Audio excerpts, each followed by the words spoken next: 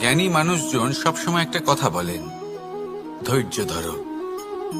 শুধুমাত্র দুটো শব্দ, কিন্তু কতটা বিশাল সেটা বোঝার চেষ্টা করুন। ছোট একটা অস্ত্র হাতে নিন এবং একটা বিশাল পর্বতে নিরন্তর প্রহার করতে থাকুন, ধৈর্য ধরে সেই কাজ করতে থাকুন। এমন একদিন আসবে এই বিশাল পর্বতে আপনি একটা পথ তৈরি করবেন। কোনো ধনুর্ধর যখন নিজের বিদ্যা অর্জন করেন তখন তাকেও ধৈর্য ধরতে হয়, তার নিজেকে সময় দিতে হয়, তবেই সে ধনুর্বিদ্যা শিখতে পারে। সেইভাবে আমাদের জীবনেও ধৈর্য ধরার খুব প্রয়োজন। পরিবারে ধৈর্য রাখতে পারলে তাহলে আস্তে আস্তে দেখবেন প্রেম বৃদ্ধি পাচ্ছে। সমাজে যদি ধৈর্য রাখতে পারেন তাহলে আস্তে আস্তে এই সমাজ আপনাকে সম্মান করবে। যদি নিজের জীবনে ধৈর্য রাখতে পারেন তাহলে নিজে থেকেই আত্মবিশ্বাস বাড়বে, নিজের বিকাশ হবে, জীবনে সবই